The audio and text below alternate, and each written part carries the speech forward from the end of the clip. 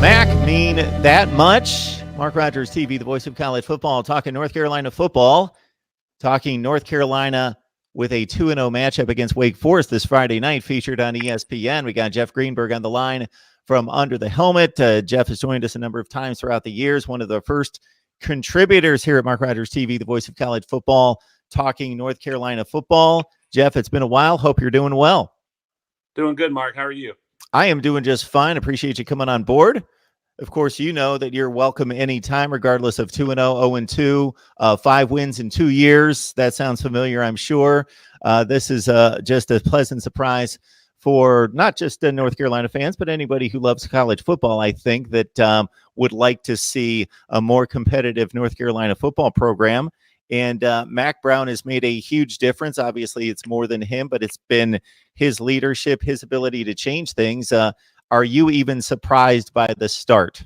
I think everybody's surprised by the start in terms of 2-0 and being an underdog in both games.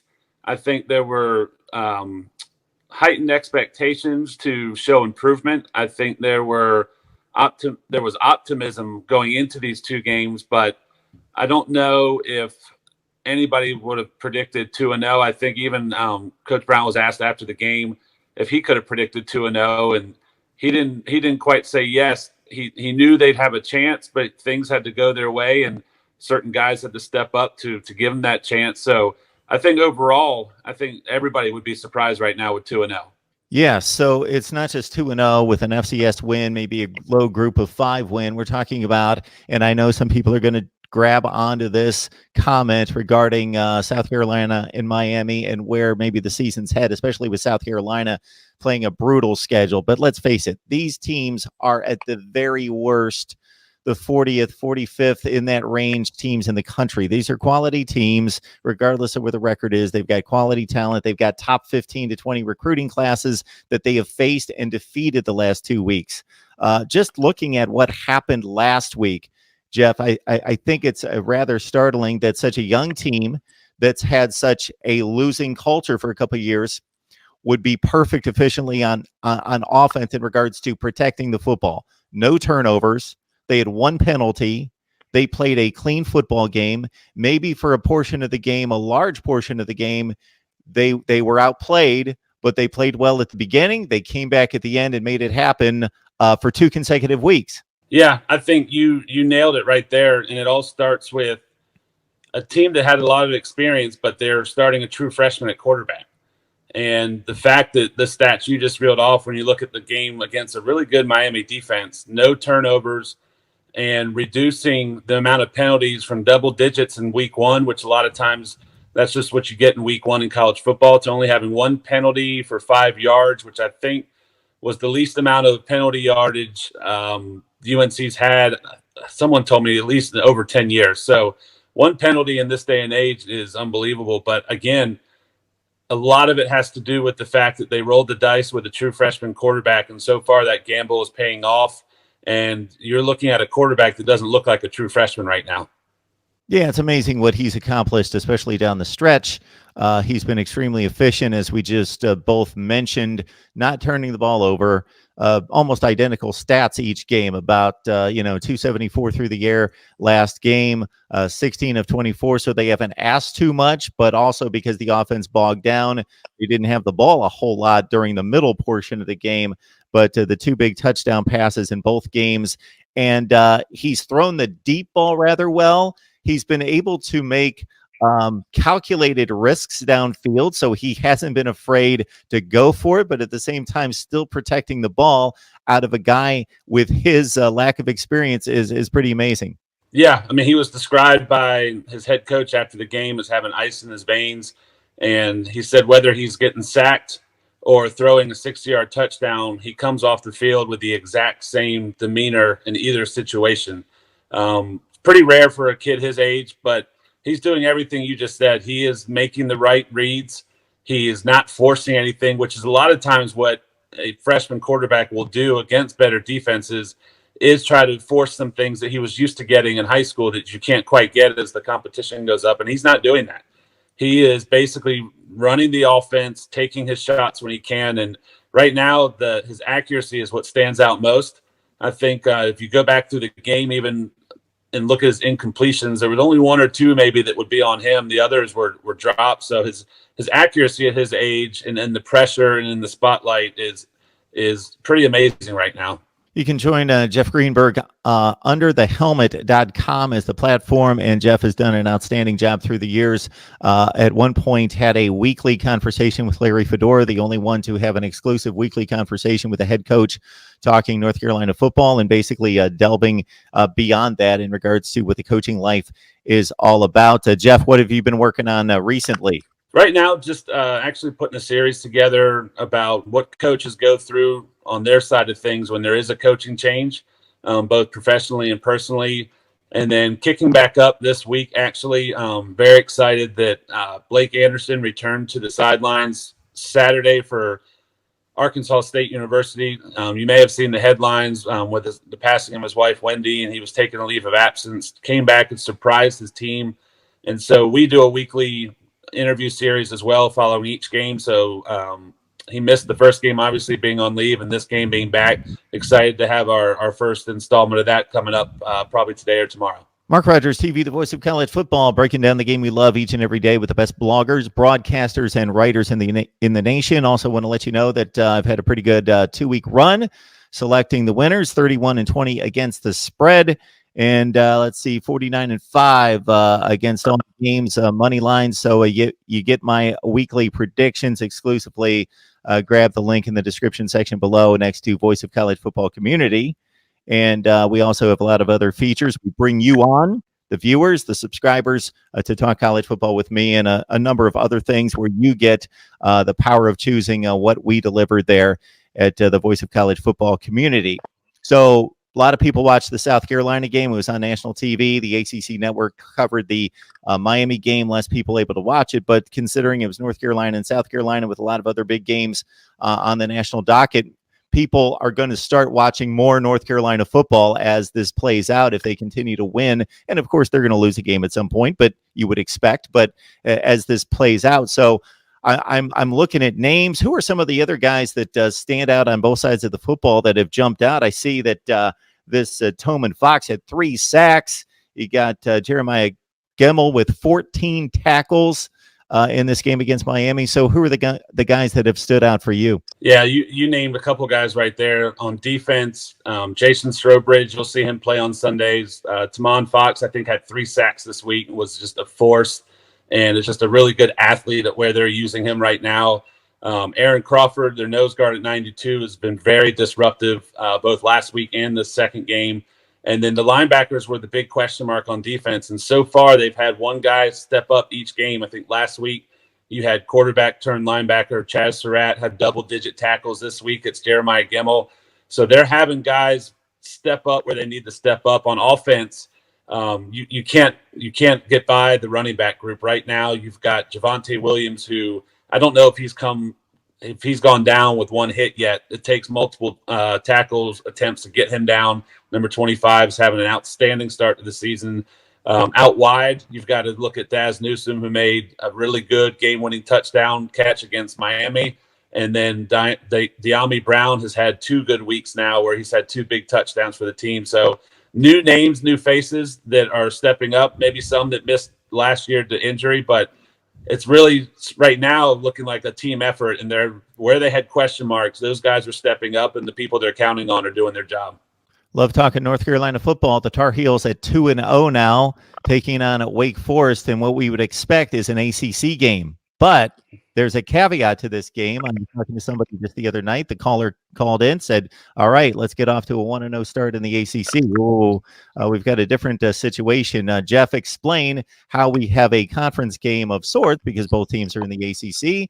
But because of the attraction of the regional appeal, this was scheduled as a non-conference game a few years back. Yeah, I think the easy answer is TV and television and modern conference realignment. Wake Forest and North Carolina is one of the oldest rivalries going way back in the original ACC. But with the new divisions and the push to try to get more Power 5 games on your schedule out of conference, And really, like you said, the local rivalry made it a natural fit to try to make this happen because the two teams are not in the same division, so they don't play each other very often. And that was the attempt, I think, in this home and home, was to remedy that for the fans and also give each other a quality Power 5 game to add to the out-of-conference schedule. Yeah, so the way the ACC and the SEC work with 14 teams is you have 7 teams in a division. You play one opponent every year as your designated rival in the other division. Therefore, you're rotating 6 years, 6 games against the 6 opponents. So you only see the other 6 teams in the other division once every 6 years because of the rotation of the schedule. Wake Forest off to a 2-0 start. Jamie Newman at quarterback, 74% completion percentage. He's been perfect in the TD to interception ratio. Jeff, I know that you major on looking at head coaches and what they do, how they're able to succeed. Dave Clawson, I think, is so underrated. I always rank him extremely high in my coaches' rankings in the ACC. He's won 3 consecutive bowl games. He's finished over 500 3 consecutive years. It took him a little time, of course, but he's done an outstanding job at Wake Forest. Yeah, I don't think you can say enough good things, honestly, about Coach Clawson. He is one of the more intelligent guys you're going to talk to. Coach Mack Brown said the other night, what he's really good at is keeping games close against different types of opponents. It doesn't really matter who he's playing. He comes up with a strategy that fits that opponent. I think some folks will agree with that when you really look at games that maybe they shouldn't win, that they come out on top.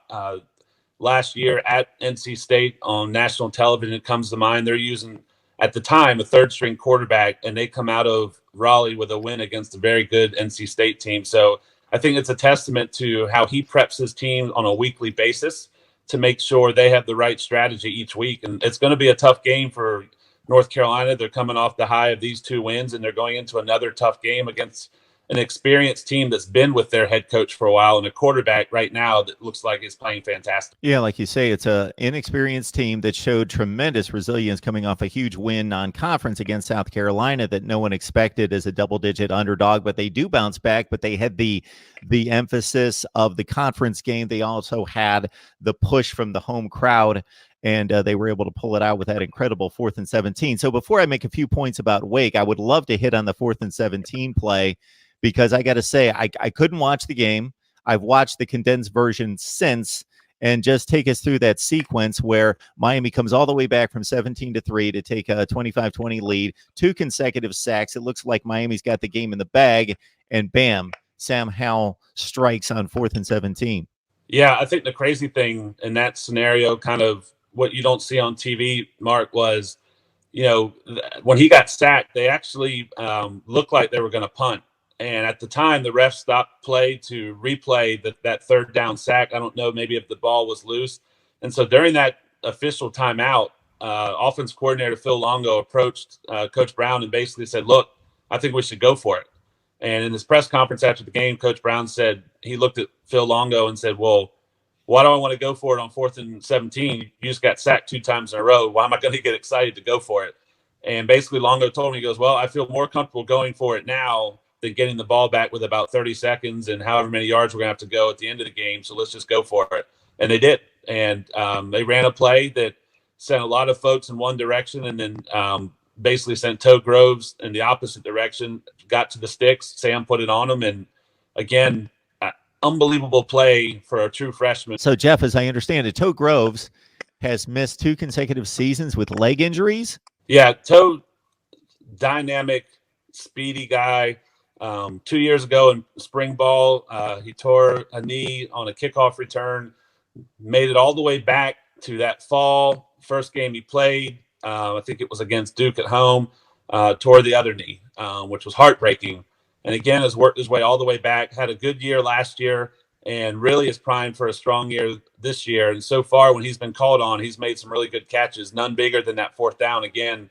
Double move, wide open, and Sam Howell put it on him. And I don't know if I said that earlier when we got cut, but to see a true freshman who just got sacked twice make a play like that is quite remarkable. So now we've got a short turnaround, short week, go on the road to Wake Forest. Obviously, it's not much of a road trip, but and this is one of the reasons the 2 teams are playing as a non-conference game, the regional feel, and having a quality opponent on the schedule, a Power 5 that's won 3 consecutive bowl games. The one, obviously there's always room for improvement, and this team is a very young team that pulled these games out against South Carolina and Miami. I guess I'm going to bring up 2 facets of the games that are of a bit concern in regards to, first of all, boom or bust for the offense.